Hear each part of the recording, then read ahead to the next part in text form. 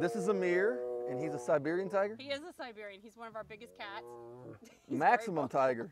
Yeah, he's maximum. This is typical size of what you're going to see a Siberian, especially in captivity. He's a little under 500 pounds. Wow. He's going to tell you all about Hey, it. Amir. These guys are pretty lazy. They lounge and sleep 18 to 20 hours a day, so they're not they don't move a whole lot. So, Sure. You know. In the wild, they're pretty much only move when they need to expend energy to get water or feed. Right. You know, people see these guys in captivity and they think they should be in, you know, hundreds of acres of land. And the thing is, they're not going to do anything. Their food's given to them every day. They're not looking for a mate. They don't have to protect their territory. So they don't have to do a whole lot. The white tigers that we see in circuses and in zoos and things like that, a lot of people think those are Siberian tigers like this guy, but they're not really. They're not. The white tigers are Bengal tigers. And, you know, they get confused because white should be found in snowy areas. Yeah. This guy is found where it snows. No, white tigers are Bengal tigers. Not at all. White tigers, you've seen them on television. They're made popular by Siegfried and Roy the Magicians. And Right. That was probably where the United States got really introduced to white tigers so much. They're a mainstay of zoos to draw people in. Yeah. But there are a lot of things that you're telling me are not true that are said about white tigers. Well, you know, they used to say that all white tigers were inbred, that we started with one white tiger in the United States and that was it. And that was true in the beginning. People wanted to see that white tiger. Yep. Circuses wanted them, Sure. so they would inbreed to get that color. But then when they kind of phased out and they died out a little bit, then responsible breeders came in and started breeding them back out to orange tigers, because this is a Bengal tiger. Sure. So they can carry different recessive genes. So they started, you know, back to let's breed them healthy again. And so now a lot of the white tigers really are healthy cats, and that's another part of the genetic study we need to do.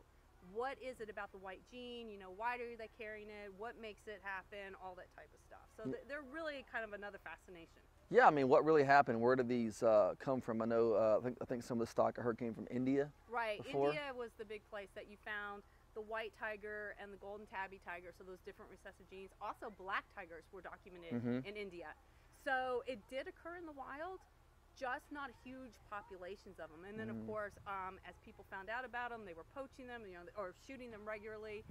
Pretty much wiped out the area in India.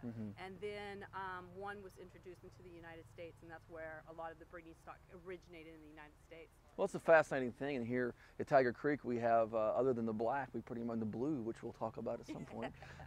We have all the known tiger, all the tiger variations of the Bengal tiger. It's what's pretty fascinating. That's one reason why we do exhibit them. For some reason, people are fascinated with the white tiger. They like white different animals. You know, if you get an albino alligator, it's a big attraction. Sure. So, but it is neat because you can show the different colorations of a Bengal tiger. You have a golden tabby, you have a white, you also have what's snow white, which means they're white with no stripes, or you have your regular colored tigers. I look at it kind of like this. If you get an oyster, it's just an oyster. But occasionally you'll find a pearl in an oyster, and that's very cool, a beautiful pearl. Right. But occasionally you'll find a black pearl. That's right. And this is kind of like finding a black pearl, the rarest of the rare, the most beautiful of the beautiful. Right. And I'm looking at one of those right now.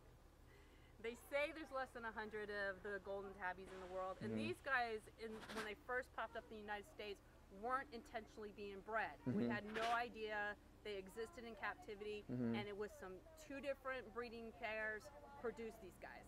That was it, huh? That was it. And this one just picked up on some people coming on tour. Yeah, he's like, people. He's a very socialized cat. Been around people forever.